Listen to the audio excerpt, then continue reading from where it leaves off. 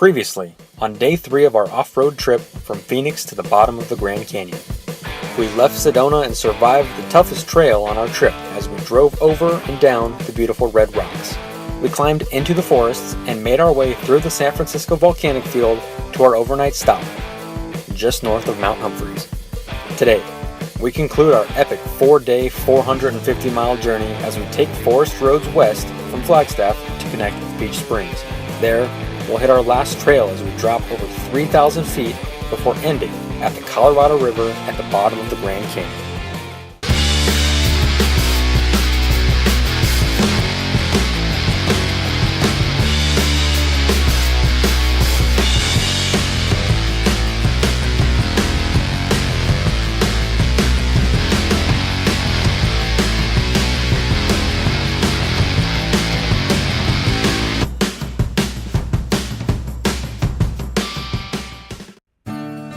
After a cold night, we awoke just after 9 a.m. We grabbed a bite to eat and sat out on the porch of the cabin.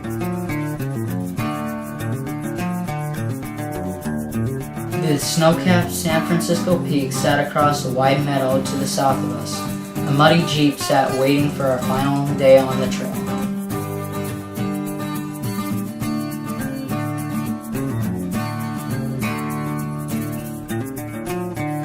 Around 11 o'clock that morning, we began to load up the Jeep and prep the cabin for our departure.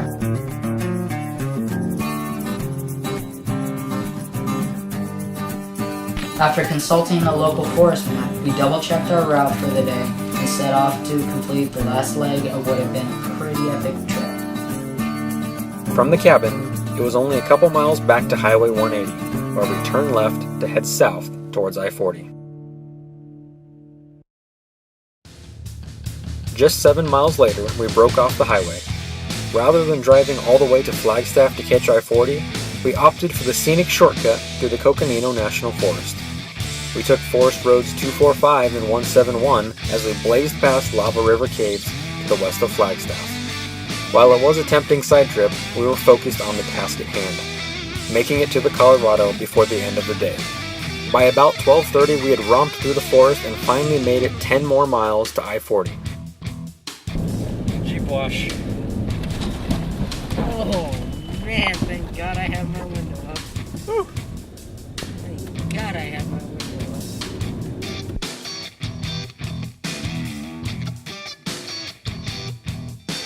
We followed the unpaved section of Route 66 as it climbed to the highest point along all of Route 66 before dumping us onto the interstate in parts. For the next 96 miles, we were stuck on pavement as the boring miles slowly ticked by. In Seligman, we turned off I-40 and followed the lesser-traveled Route 66 the rest of the way to Peach Springs.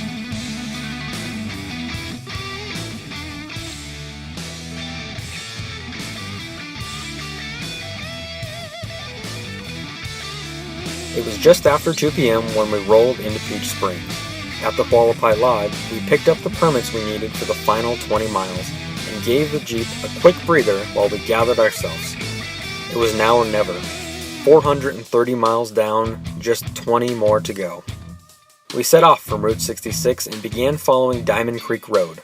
From here on out, it was a straight shot to the finish line. Just a few miles outside of Peach Springs, the trail turns to dirt and quickly begins its rapid descent. Over the next 20 miles, it would drop over 3,000 feet.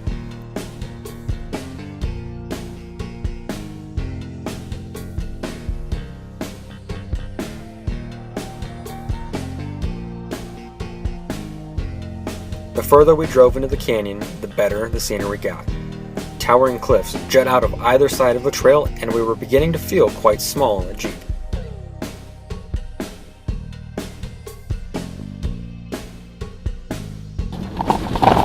It's smoother than some roads we've been on. Oh yeah.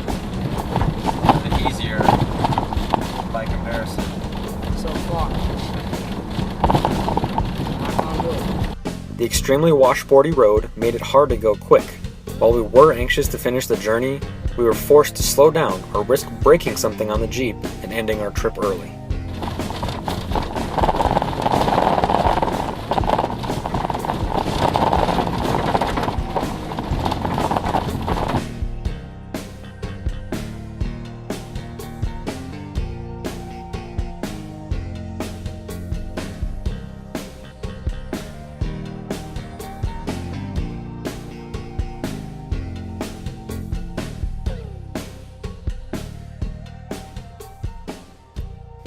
The miles rolled by, and as we approached the final 3 miles, the trail entered Diamond Creek for the rest of its length.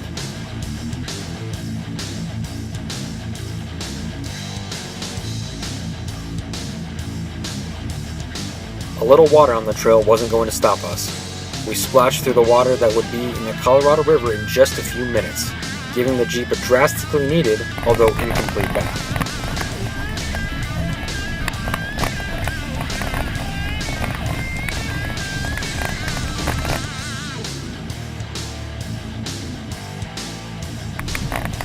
Crossing Diamond Creek one last time, we rounded the bend and saw it. The Colorado River, flowing strong and directly in front of us.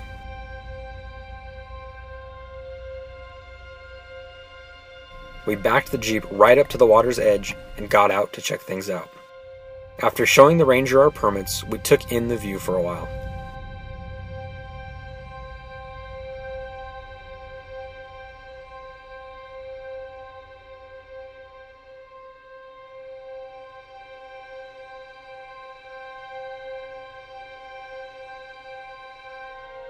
After traveling 450 miles over some of the most insane trails in Arizona, we had completed the challenge.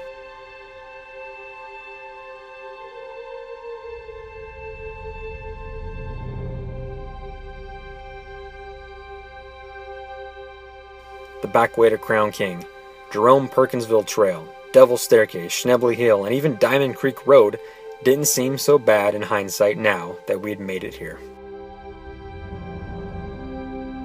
After we had finished at the Colorado River, we traveled the 20 miles along Diamond Creek Road as it rapidly ascends back into Peach Springs. Right up in here. Oh my goodness. God. Oh my goodness. Get wet? A little bit. Good. From there, we drove 96 miles back to Parks and stayed one more night in northern Arizona before returning home the next day. This epic 4-day off-road expedition is something I won't ever forget. Traveling from cabin to cabin across some of the most remarkable scenery in Arizona, all while pushing my Jeep to the limit, will be with me forever. It's certainly the most epic trip we've done, at least until next year's trip.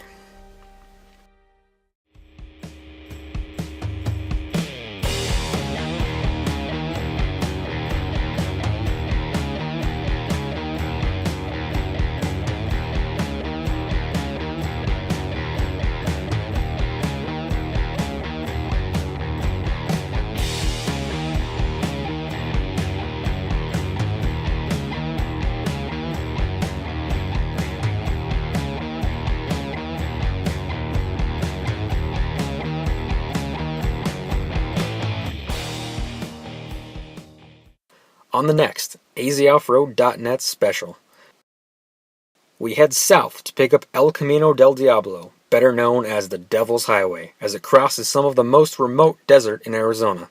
In 3 days, we'll attempt 130 miles of off-roading, in the summer, in a 21-year-old vehicle, by ourselves. What could possibly go wrong? Yep.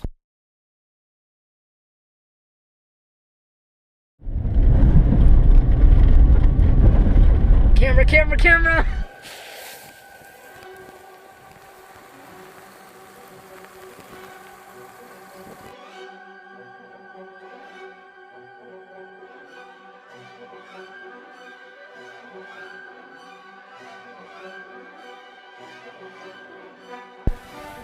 See, even Scotty makes mistakes. I do. Jeep, please make this. You're doing great, baby. I love it. We're having fun. Oh. We're having fun.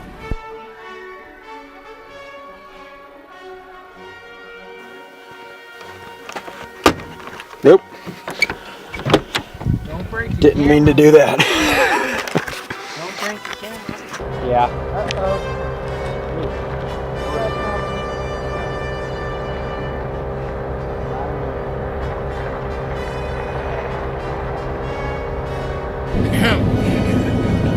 Last time I checked, we didn't have any peyote. I don't think so. You never know.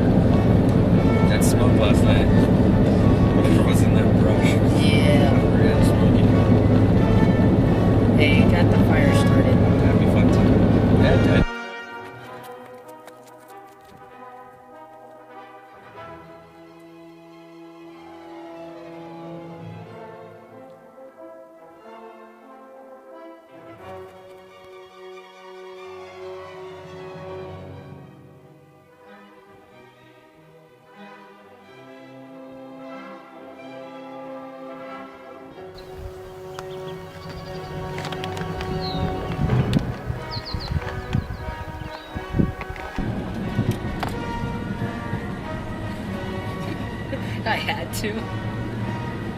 I couldn't help myself.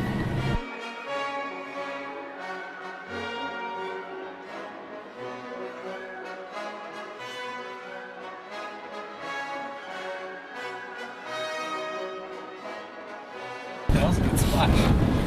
Actually, on the windshield wiper. Oh, I got it on my side. Oh, come on. That's from the windshield wiper.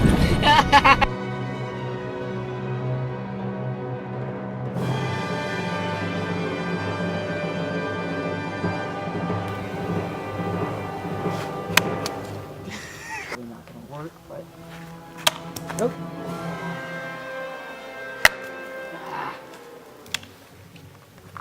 There is Daniel stabbing a tree. Possibly. Sure. That just happened. You got it on video. That just freaking happened. That's amazing. Yeah. And that's how you throw a knife. By Daniel. Professional knife thrower. Right there. Oh, not on the light pole. Bonus footage. Here we go.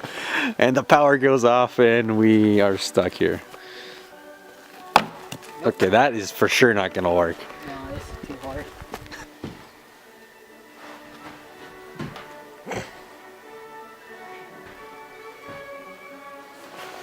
This is Scotty Cook. We are at the bottom of the Grand Canyon right now. About to fly the drone. To the guy, the ranger over there, he's letting us fly. Guy right there. He's pretty cool. Alright. We're gonna fly. Okay. And time for takeoff. There we go.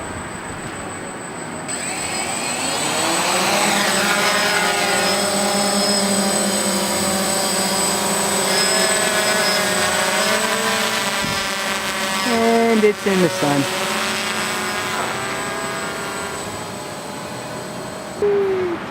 I'm gonna bring it in. Soon. So, Yeah, I have to savor this moment. This quite possibly may be the coolest flight ever. My quadcopter career. hopefully this isn't your last.